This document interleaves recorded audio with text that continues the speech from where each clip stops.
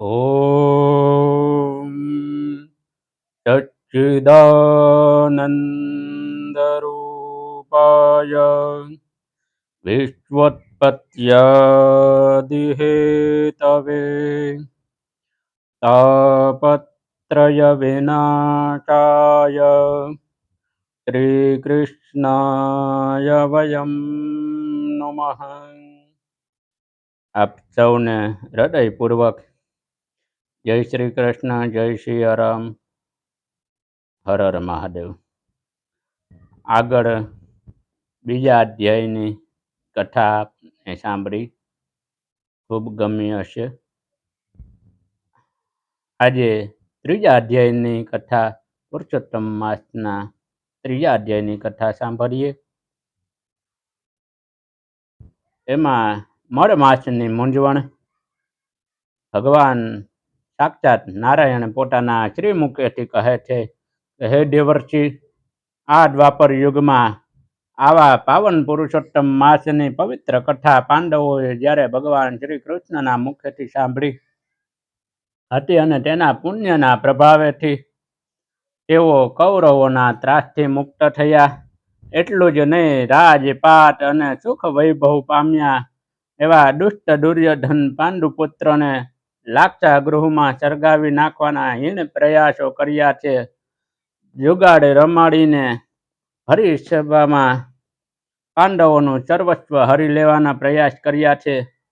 ત્યાર પછી દ્રૌપદીને દુશાસન ચોટલો પકડીને હરિસભામાં ઢસડી લાવ્યો છે. ત્યાર બધી દુષ્ટ દુર્યોધન પતિવ્રતા દેવી સ્વરૂપ સતી દ્રૌપદીને શિર હરીને નગ્ન બનાવવાના પ્રયાસ કર્યા છે.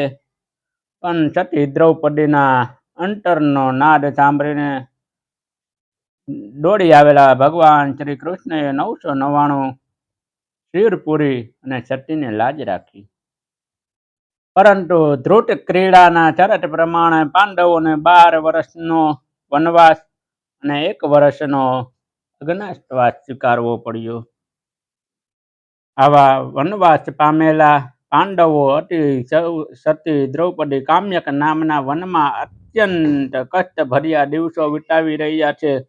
એવા કઠણ સમયે ભગવાન શ્રી કૃષ્ણએ ભક્તોને સંભાળ લઈને સહાય કરવા માટે વનમાં પધાર્યા. ભાવિક ભક્તોનું દારૂણ દુઃખ ભક્ત વત્સલ પ્રભુ કેમ સહન કરે? અત્યંત ક્રોધિત થયેલા ભગવાને પણ કાળનું રૂપ ધારણ કર્યું. કૌરવ કુળનો સંહાર કરવો હોય એમ પ્રભુની આંખમાંથી અગ્નિ ઝરવા લાગ્યો છે.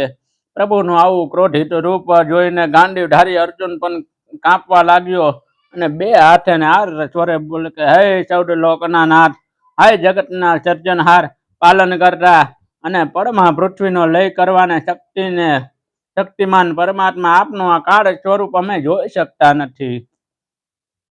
આપ જ આ જગતના જીવ માત્રના પાલક છો. અમે પણ આ જગતના પામર જીવો છીએ.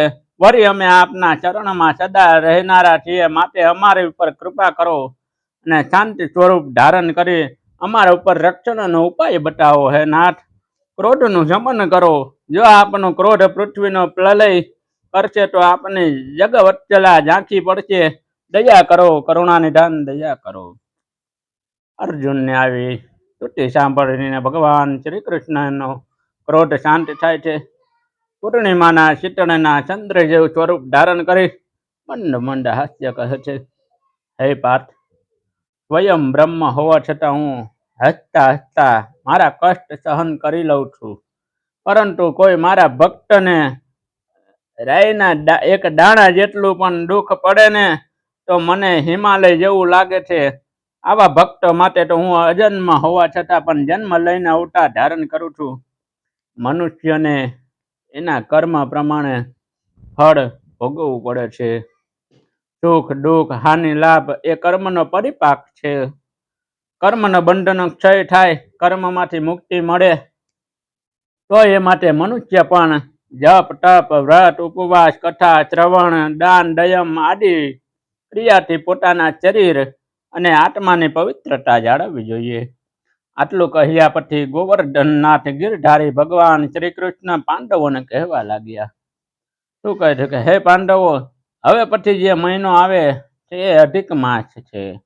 એને મળ માસ તરીકે ઓળખાતા આ માસને ચરણ આપીને પવિત્ર જેવું એવું પુરુષોત્તમ નામ આપ્યું છે. અત્યારે જે અધિક માસ ચાલી રહ્યો છે એને પણ બીજા એક મળ માસ તરીકે પણ ઓળખાય છે. અને મેં ચરણ આપીને એને પુરુષોત્તમ નામ આપ્યું છે. તમે બધા પણ આખો મહિનો પૂર્ણ શ્રદ્ધા ભાવે આ વ્રત કરો. આ વ્રતના પ્રભાવે તમને તમારું રાજ્ય પણ પાછું મળી જશે. સુખ શાંતિ અને સમૃદ્ધિની પ્રાપ્તિ થશે. આવા પ્રભુના વચન સાંભળીને અર્જુન પૂછવા લાગ્યો કે હે ગરુડગામી, અમે અજ્ઞાની અધિક માસ વિશે કંઈ જાણતા નથી. તેથી કરીને કૃપા કરીને અધિક માસ કોણ છે, એનું વ્રત કઈ રીતે કરવું, એનું ફળ શું છે, એનું મહાત્મ્ય શું છે, એવું બધું અમને સવિસ્તારથી કહો. ત્યારે ભગવાન સહસ્ત્ર સૂર્યની ક્રાંતિ વાળા ભગવાન શ્રી કૃષ્ણ કહે છે કે હે ધનંજય, વર્ષ, માસ, દિવસ, પ્રહર, ઘડી, પળ અને વિપળ અને કાળના અંશો છે. જેમ સમુદ્ર, નદી, કુવા, ઝરણા અને તળાવ આદિ જળના અંશો છે, એમ આ બધા અંશો સ્વયં મૂર્ત સ્વરૂપ છે. દરેકને પોતપોતાના અધિષ્ઠાતા દેવ છે.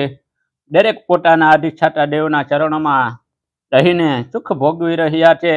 એવા સમયે સંયોગ બળે એક વધારાનો માસ ઉત્પન્ન થાય છે. એના દુર્ભાગ્યે એના કોઈ અધિષ્ઠાતા દેવ ન હતો.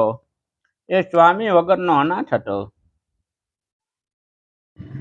અનાથ હોવા છતાં પણ કારણે આ માસને મળમાસ કહેવા લાગ્યા. જગતના તમામ જીવ અને મલિન માનતા, તેથી આ માસમાં કોઈ સત્કર્મ નહીં. દુર્ભાગ્ય આ સમગ્ર માસમાં સૂર્ય એક જ રાશિમાં રહેતો, તેથી જગતના જીવો અને આ માસને નકામું માની અને ઘૃણા કરવા લાગ્યા. આ જગતના જીવોથી ધિક્કારતો, નિંદાતો, હળધૂતો થતો, ડૂબાયેલો મળમાસ નિરાશાની ગર્તામાં વારંવાર ડૂબી જતો, આત્મહત્યા કરી લેવાનો વિચાર કરતો, પરંતુ કુંભી પાર્ક નર્કના કારણે તે એમ કરતા ખસકાતો, દારૂણ દુઃખમાં દિવસ નિર્ગમન કરી રહ્યો હતો.